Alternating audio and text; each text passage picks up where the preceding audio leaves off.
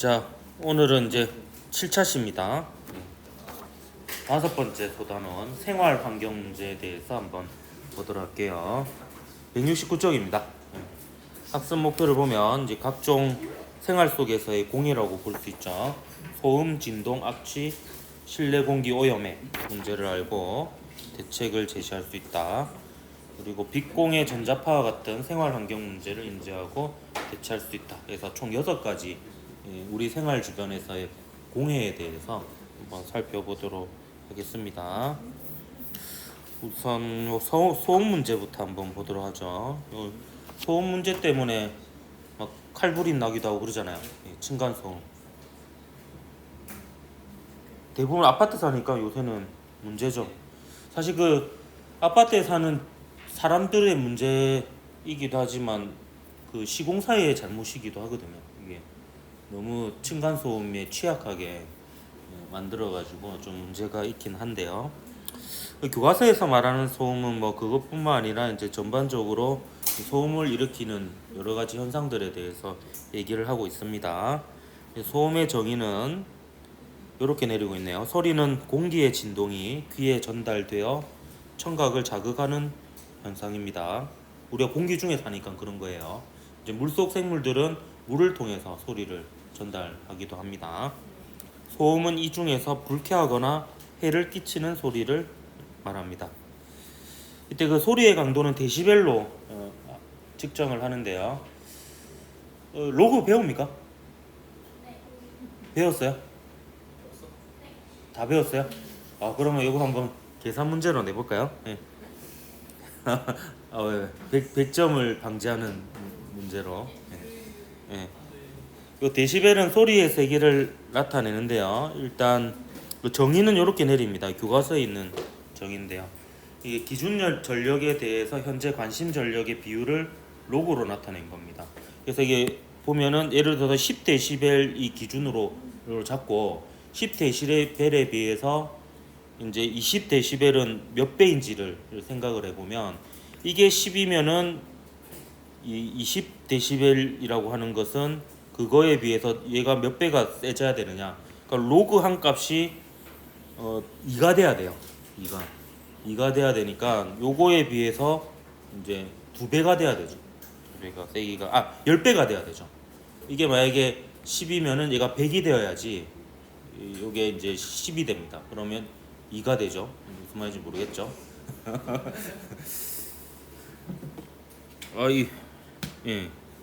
내 집 맞까?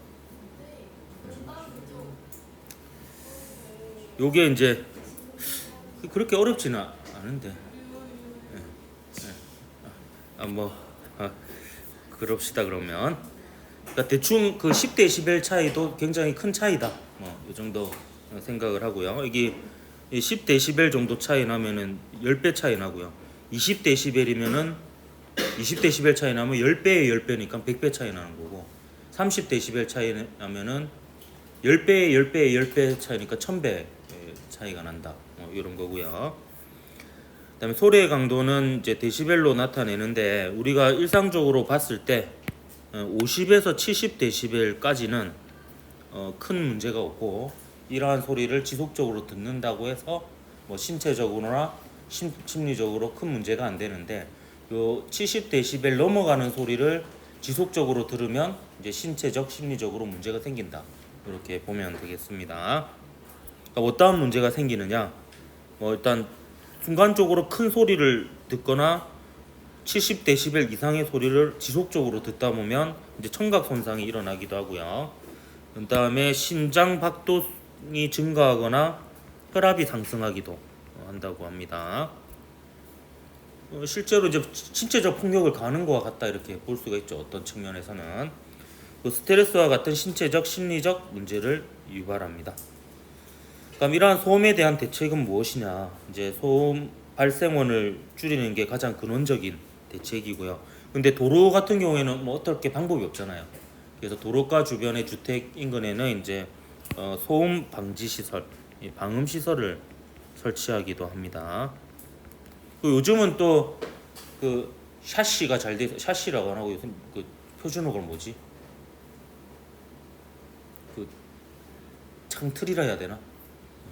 예, 그게 잘 돼 있어가지고 그 이중창으로 하고 안에 막 진공으로 만들어 놓고 하면은 문 닫아 놓으면은 소리가 바깥 소리가 잘 안 들리기도 하고 그러죠.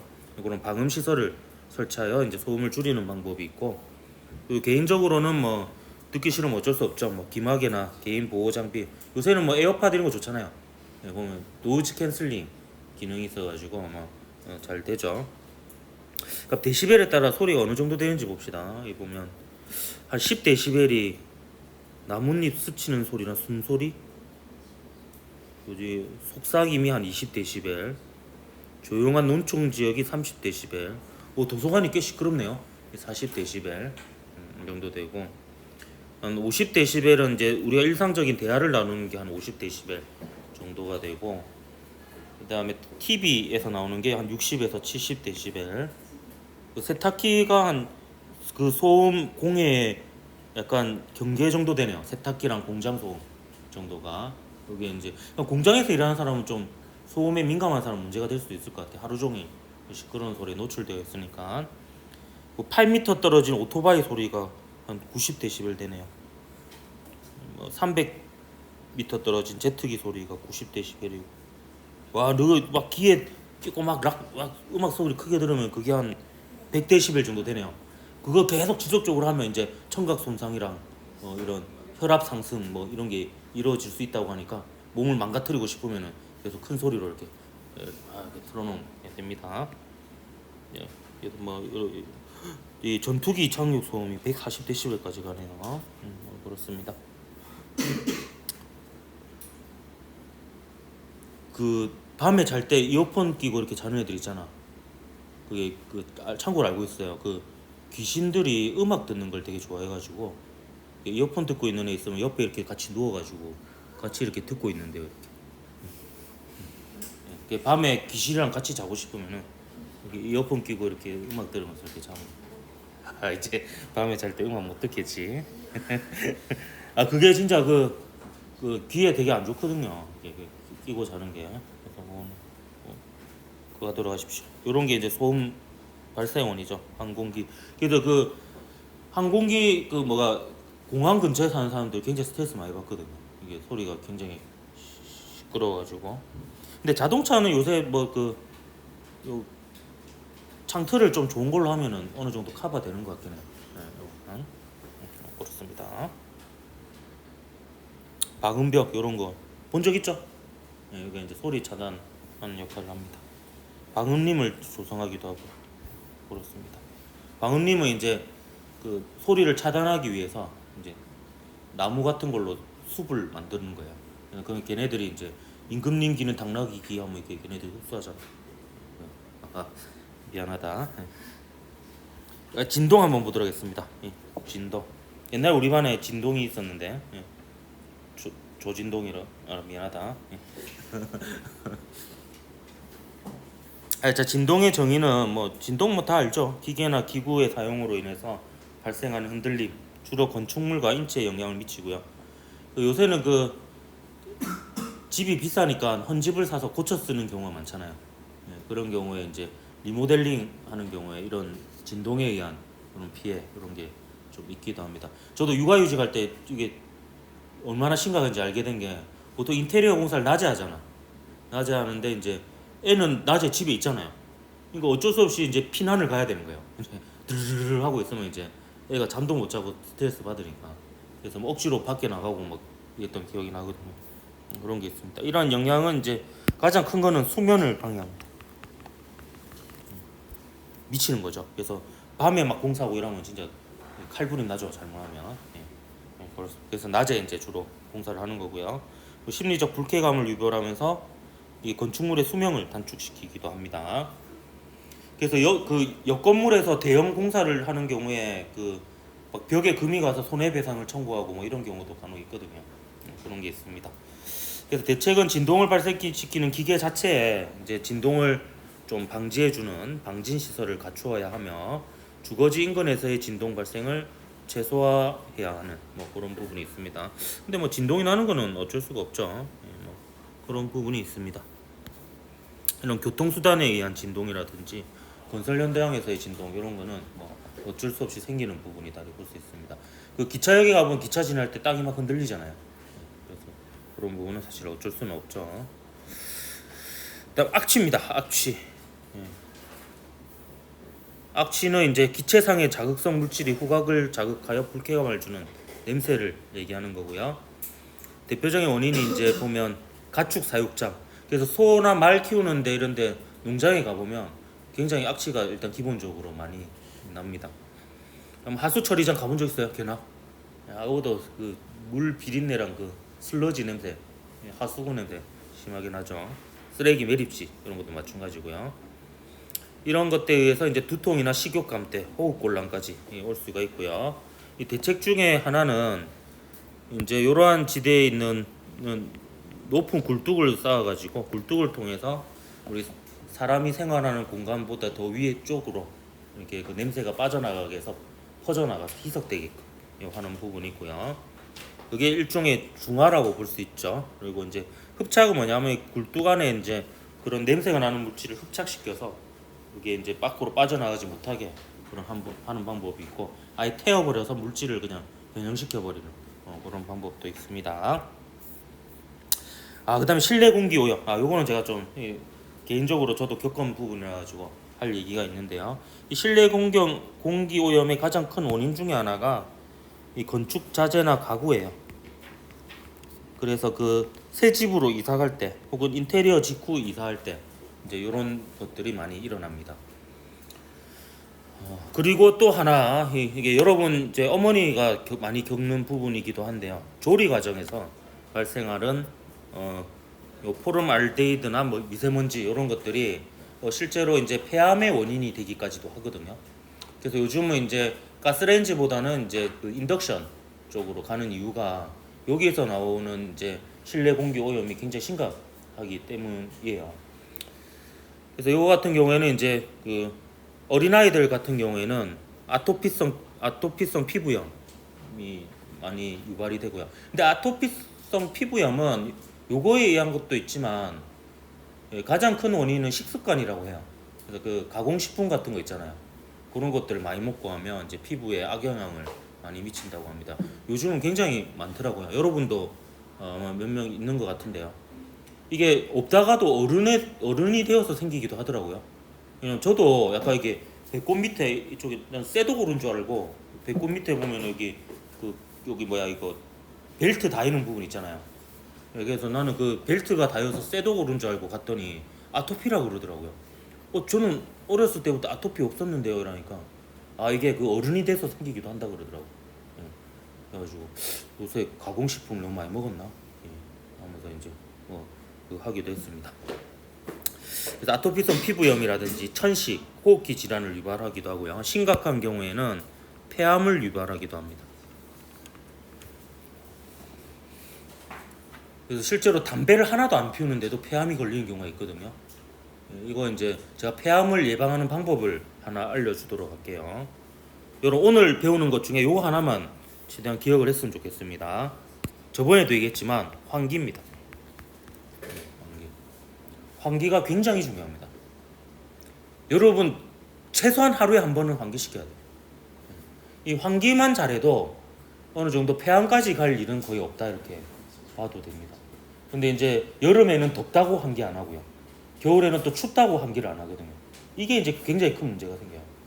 그 미세먼지 많은 날 또 환기 안 하는데요. 미세먼지 많은 날도 하루에 한 번 정도는 환기를 해야 됩니다.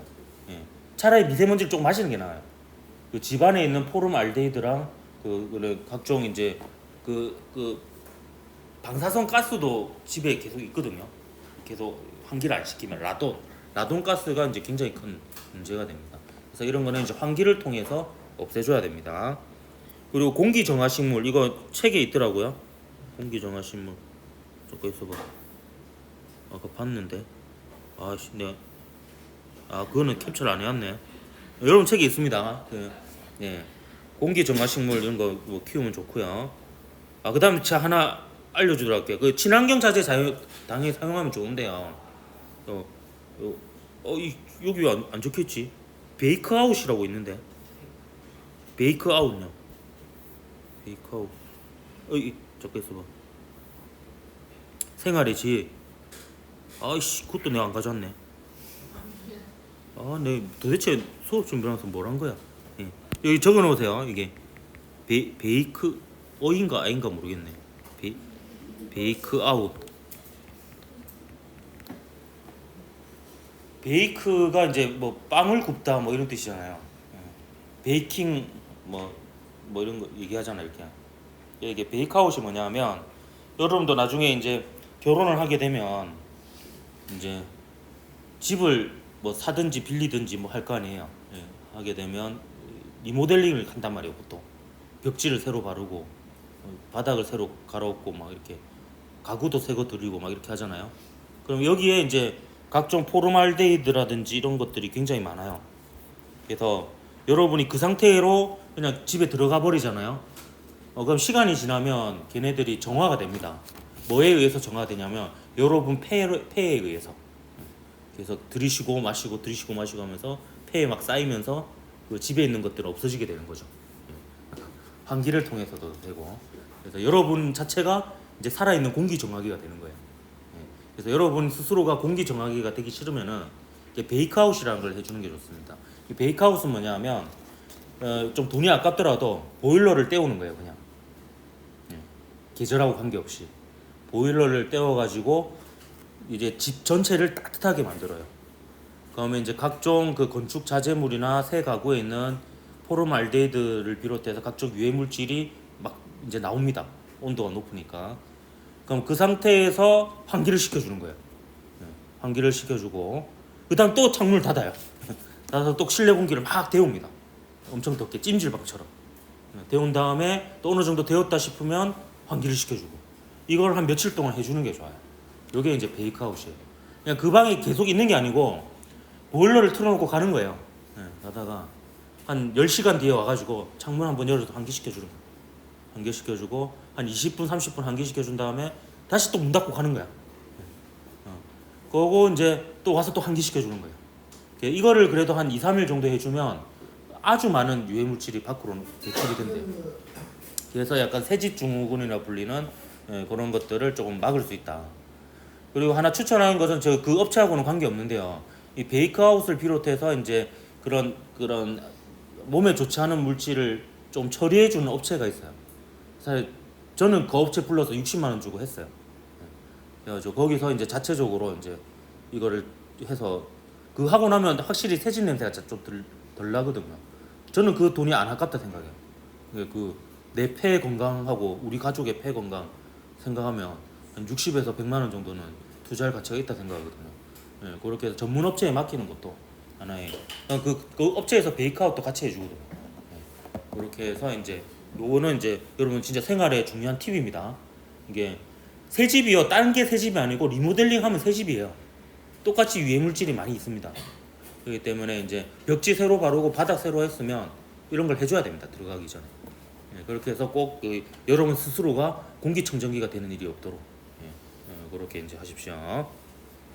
일단 빛공해 이게 또 굉장히 심각하죠. 빛공해는 저는 이게 확실히 느끼는 게 뭐냐면 저 천체 관측을 좋아해가지고 이제 초등학교 때 한 4년 동안 설날 세뱃돈이랑 추석 용돈 모아가지고 중학교 1학년 때 천체망원경 실제 샀거든요. 사가지고 이제 별 보러 다녔는데 별 볼 일 있는 사람이죠. 다녔는데 그때 그 유명했던 영화가 요새는 이제 되게 오래된 영화로 가끔 TV에 나오던데 아마겟돈하고 딥 임팩트 이런 거 기억납니까 혹시? 그게 1997년도에서 98년도 제가 중학교 1, 2학년 때 나왔던 영화인데 그때 그 영화가 나오게 된 이유가 그 헤일밥 혜성이라고 굉장히 큰 혜성이 지구에 왔었어요. 그래가지고 막 눈으로도 혜성이 보이고 이랬거든요. 근데 저는 그때 망원경을 샀으니까 망원경으로 직접 봤죠. 되게 재밌었는데 그때 느낀 게 뭐냐면 도시랑 시골이랑 별 관측하는데 엄청나게 차이가 납니다. 도시는 별이 안 보여요. 왜냐하면 이 빛공해 때문이에요. 빛공해. 각종 도시의 불빛들 때문에 하늘이 어둡지가 않은 거예요. 어둡지가 않아서 별이 잘 안 보입니다. 근데 시골에만 가면요, 시골도 요새 어둡지가 않아요. 가로등이 뭐 그리 많은지. 그래서 이제 그 동네 주민들 몰래 가로등 그 집 근처에 있는 거 끄고 보니까 몰래 이렇게 끄니까 꺼지더라고요. 끄고 이렇게 보니까 별이 진짜 도시랑은 비교도 안 될 정도로 이게 많이 보이는 것을 볼 수가 있어요. 그래서 빛공해는 과도한 인공 조명으로 인해서 야간 생활과 자연 생태계에 피해를 주는 현상입니다. 그래서 도시에서는 커튼이 진짜 필수죠. 커튼 안 치면 밖이 막 되게 밝잖아요. 전반적으로. 그래서 유형은 이제 하늘이 밝아지는 하늘 밝아짐 현상. 아주 우리말 같네, 그죠? 눈부심 현상, 비치매 이런 것들이 있는데, 요 빛의 가장 안 좋은 점이 하나가 멜라토닌 분비를 억제하여 수면을 방해합니다. 그래서 여러분 가장 어리석은 것 중에 하나가 불 꺼놓고 스마트폰 보고 나서 잠드는 거죠. 이거는 마치 그건 거예요. 이제 막 자려고 하는 애를 막 억지로 깨운 다음에 잠들려고 하는 거예요. 굉장히 이제 멍청한 짓이다. 그러니까 여러분이 이제 스마트폰을 볼 거면 차라리 자기 전에 그냥 불 켜놓고 보고 있다가 잠들기 전에는 이제 최대한 빛으로부터 멀리 한 다음에 이제 스마트폰 보는 걸 하지 말고 그다음에 잠을 자십시오. 똑같은 잠이라도 그 잠의 질에 따라 수면의 질에 따라서 여러분 그 건강의 회복 상태가 달라집니다. 그래서 깊은 잠을 자야지 회복이 잘 돼요. 잠이 정말 보약입니다. 잘 자야 단순히 길게 자는 게 중요한 게 아니고 이제 잘 자야지 몸이 잘 회복이 됩니다. 그리고 스트레스를 유발하고 생태계에 피해를 줍니다. 야행성 곤충의 활동을 방해하고 철새나 바다거북 등에게 혼란을 줘서 이게 밤인지 낮인지 막 헷갈리게 하는 그런 일들이 일어나서 생태계에 교란을 줍니다. 유혹의 밤거리 저도 한번 보고 싶네요. 서울 봐라. 장난 아니죠. 그렇습니다. 그럼 이 빛공해에 대한 대책은 이제 인공 조명 설치를 최소화하고 이 빛공해 방지법 등을 통해서 관리를 한다. 이렇게 되어 있네요.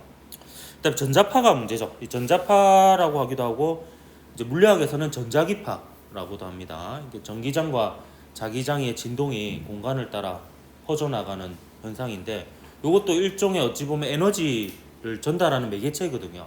그럼 에너지가 이렇게 우리 몸에 전달이 되면 세포에 잘못된 방향으로 에너지가 전달돼서 자극이 되면 세포가 이상하게 분열을 해버리는 거예요. 그러면 그게 암세포가 되는 겁니다. 그래서 이제 요 전자기파 같은 경우에는 요 발암물질 등급 중에서 요 2B 등급에 해당이 된다 그러더라고요. 저도 처음 알았는데 요 1등급은 확실하게 사람에게 암을 일으키는 물질로 대표적인 게 술과 담배입니다. 술과 담배가 1급 발암물질이에요. 1급 발암물질. 그다음 2A 등급이 사람에게 암을 일으키는 개연성이 있는 물질. 이거는 이제 암을 일으키는 원인으로서 아주 그 과학적인 개연성이 굉장히 높은 거고요. 2B는 이제 그거보다는 개연성이 낮지만 그래도 가능성이 있는 이런 겁니다. 그래서 여러분도 이제 자신의 뇌를 망가뜨리고 싶다. 그러면 이제 무선 이어폰을 계속 오랫동안 끼고 있으면 됩니다. 그러면 이제 무선 이어폰도 블루투스니까 전자기파거든요. 이 귀가 뇌하고 아주 가까워요. 그래서 뇌를 아주 천천히 익히고 있는 겁니다. 무선 이어폰을 계속 끼고 있는 것은. 저는 이제 그래서 주로 유선 이어폰을 선호해요. 무선 이어폰보다는 확실히 전자기파가 덜하거든요. 그래서 이제 밤에 무선 이어폰 끼고 음악을 크게 들고 자면 이제 청각 손상이 일어나고 그다음에 혈압 올라가고 그다음 심박수 올라가면서 또 귀신도 옆에서 같이 이렇게 듣고 뇌도 있고 이런 이제 여러 가지 일들이 동시에 일어나니까 거기다 이제 스마트폰까지 보면서 쇼츠까지 보면은 이제 그 멜라토닌 분비를 억제해서 수면의 질도 떨어져서 몸의 회복도 더디게 되고 눈도 이제 망막세포도 뇌 세포처럼 재생이 잘 안 되거든요. 점점 시력을 잃어가고 그다음에 이게 쇼츠가 이제 사람의 뇌의 자극 기억 용량을 줄여요. 바보로 만든다는 거죠. 그래서 이제 그거의 그 영향 중에 하나가 여러분 시험 문제를 풀 때 한 세 번째 줄 읽으면은 첫 번째 줄 내용을 까먹잖아요. 이게 유튜브 쇼츠의 영향이에요. 여러분이 이제 여러 가지 정보를 한 곳에 넣어놓고 조합해서 종합적으로 생각하는 사고 능력이 계속 떨어지는 거예요. 유튜브 쇼츠를 보면서. 그러면서 이제 점점 바보가 되어가는 그런 이제 거의 6가지 종류입니까? 그게 이제 자기 전에 무선 이어폰 끄고 쇼츠 보는 행위의 결과다. 이렇게 보면 되겠습니다. 오늘도 그러겠죠 또. 쇼츠로 이제 전자파의 해로움 이런 거 보고 있겠죠 이렇게. 그렇습니다. 그래서 전기 사용 시 발생하는 전자기장으로 가전제품이나 전기장치에 발생합니다. 영향으로는 이제 장시간 노출 시 두통, 어지러움, 뇌종양 등의 위험을 높일 수 있습니다. 무선 이어폰 오랫동안 끼고 있으면 뇌종양 옵니다. 2B 등급. 그래서 이제 그 뭐 몸에 해로운 물질이나 이런 것을 이비야 이러잖아. 이비야. 아 미안하다. 이비야 실제 그 유래는 알아요? 이가 귀하고 코잖아. 그게 임진왜란 때 그 외놈들이 그 전과를 이제 할 때 옛날에 쥐 많이 잡아오면 쥐 꼬리 이렇게 잘라가지고 그렇게 했거든요. 그것처럼 이제 일본 장수가 이제 그 우리나라 사람들 죽인 증거로 귀하고 코를 배우라고 그랬거든. 그래서 그 귀하고 코 배운 숫자로 그 전과를 이제 막 그 기록하고 이렇게 했단 말이에요. 그래서 이제 그 일본 놈들이 코하고 코하고 그 귀 베어간다. 그게 이비야예요. 이비야. 코하고 입이 이게 아니고. 그렇습니다. 대책은 이제 전자기기 사용을 줄여야 됩니다. 무선 이어폰도 가능한 멀리 하고요. 그 전자레인지 돌릴 때 막 기대된다고 앞에서 막 이렇게 있으면 전자파 샤워하고 있는 거예요. 그래서 저는 이제 전자레인지 뒷베란다에 놔뒀거든요. 키고 난 도망갑니다. 이렇게. 도망가가지고 이제 최대한 그 전자기파를 안 받도록 이렇게 합니다. 그래서 오늘 중요한 거는 그 환기를 시켜라. 그리고 이제 밤에 잘 때 무선 이어폰 켜고 음악 크게 틀고 쇼츠를 보다 자면 귀신과 같이 잠들 수 있다. 영원히. 그런 겁니다. 자, 문제 풀어보고 마치도록 할게요. 문제 풀 시간 조금 줄게요. 자, 형성평가 문제. 소음이 신체에 미치는 영향으로 적절하지 않은 것은 청각 손상 일으킬 수 있죠. 심박수 증가할 수 있고요. 혈압도 상승시키고요. 수면 개선은 안 되겠죠. 스트레스 유발할 거고요. 소음은 일단 기본적으로 불쾌한 소리니까 수면을 개선하는 그런 건 아닙니다. 물론 수면을 도와주는 소리는 있지만 그거 자체는 소음이 아니니까 4번이 답이 되겠습니다. 빛공해를 줄이기 위한 대책으로 가장 바람직한 것은 밝은 조명 설치를 확대하면 빛공해 더 심해지겠죠. 하늘 밝아짐 현상 무시하면 안 되겠죠. 자, 인공 조명 설치 최소화하는 것이 가장 바람직할 것 같네요. 최소화하는 것이. 자동차 헤드라이트 강도를 증가시키면 더 빛공해가 심해질 거고, 이 모든 가로등을 끄는 거는 이제 그 벼룩이 무서워서 초가상관 다 태우는 게 뭐 이런 게 되겠죠. 이거 뭐 빛공해가 심하다고 해서 가로등을 다 없애버리는 거는 좀 극단적이잖아. 그래서 이거는 바람직하지는 않은 부분이다. 3번이 가장 적절하겠다, 바람직하겠다 볼 수 있겠습니다. 전자파를 줄이는 방법으로 적절한 것은 전자레인지와 가까운 거리에서 사용하면 전자파 샤워할 수 있는 거고요. 전자기기를 자주 사용하면 더 많이 그거 할 끼고, 전자기기를 멀리 떨어져서 사용하는 게 좀 바람직하죠. TV도 좀 멀리서 보고, 뭐 이제 휴대폰도 막 이렇게 보지 말고 좀 그래도 좀 떨어뜨려고 보고, 뭐 그렇게 하는 게 좋겠습니다. 이어폰보다는 스피커가 차라리 귀에는 낫고요. 그렇습니다. 밤에 전자제품 켜놓고 잠자면 좋겠죠. 이렇게 밤새도록 샤워할 거고요. 전자레인지 더 자주 사용하면 더 자주 전자기파 샤워할 수 있겠죠. 그래서 3번이 답이 되겠습니다. 소음과 진동이 인체에 미치는 영향을 설명하고 이를 줄이기 위한 대책을 한번 설명해봐라. 소음은 이제 청각 손상을 일으키기도 하고 스트레스 그리고 각종 수 증가시키죠. 심박수 증가시키고 혈압 증가시키고요. 그리고 불쾌감을 유도합니다. 그리고 진동은 수면 방해와 이제 불쾌감을 유도하고요. 소음을 줄이려면 소음 발생원을 줄이거나 방음벽을 설치하는 방법이 있고, 진동을 줄이기 위해서는 진동을 좀 방지할 수 있는 방진 시설을 설치하는 것이 대책이 될 수가 있겠습니다. 전자파로부터 건강 지키기, 그리고 그게 또 좀 유용할 수 있으니까 생활 속 실천 방법 한 번씩 읽어보도록 할게요. 자, 침실에는 전자제품을 두지 말고 전자제품의 플러그를 빼두는 게 좋습니다. 그리고 여러분 제일 잘못하고 있는 것 중에 하나가 바로 머리 옆에 핸드폰 놔두고 자는 거. 그거는 이제 핸드폰은 계속 그 화면이 꺼져 있는 상태도 전자파를 주고받거든요. 그래서 여러분 뇌를 계속 지나고 있는 거예요. 그래서 저 발밑이나 최대한 좀 멀리 떨어진 곳에 핸드폰을 놔두고 자는 게 좋습니다. 그 전기장판 같은 경우도 전자파 피해가 굉장히 큽니다. 그래서 그 밤새도록 켜놓고 자는 것보다는 좀 미리 켜놔가지고 따뜻한 상태로 만들어 놓은 다음에 이불을 덮고 자면 보온이 되잖아요. 그 상태로 이제 자는 게 좋고요. 좀 예민한 사람은 전기장판에서 자고 나면 막 허리 아프고 몸이 찌뿌둥하는 사람들이 있거든요. 저는 이제 전자파에 좀 민감한 사람들이다 이렇게 볼 수 있습니다. 그 헤어드라이어도 굉장히 전자파가 많이 나온대요. 막 오랫동안 막 이렇게 하고 있으면 오랫동안 또 머리를 익히고 있는 거예요. 전자기파로. 그래서 이것도 되도록이면 찬바람으로 빨리 이렇게 그냥 하고 대충 자연으로 말리세요. 전자레인지도 이제 2m 이상 떨어져서 사용하고 사용 후 플러그 뽑는 건 안 되더라도 최대한 좀 떨어져서 사용을 좀 하고요. 그다음 인덕션 레인지나 이제 밥솥 같은 경우에도 이제 작동 시에 너무 가까이 인덕션 레인지 같은 경우에는 이제 그 가스는 안 나오지만 전자파는 나와요. 그렇기 때문에 그것도 요리하는 데 있어도 막 먹고 싶다고 막 이렇게 계속 앞에서 이렇게 지켜보고 이러지 말고 이제 켜놓고 이제 좀 떨어져서 이제 보거나 가끔씩 지켜보고 이렇게 하더라고요. 근데 휴대전화는 이제 사용 시간을 최소로 하고 통화 시에는 핸즈프리 이 핸즈프리 이용은 이제 유선 얘기하는 거예요. 유선 이게 직접 이렇게 갖다 대고 통화하는 것보다 핸즈프리 이게 유선 이어폰으로 이렇게 연결해서 하는 게 뇌에 더 전자기파가 많이 안 간다고 합니다.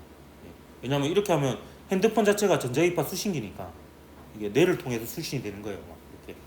그래서 나중에 연애할 때 막 핸드폰을 이렇게 하기고 막 이렇게 1시간 2시간씩 통화하고 이렇게 자면 이제 뇌를 익히고 있는 거예요.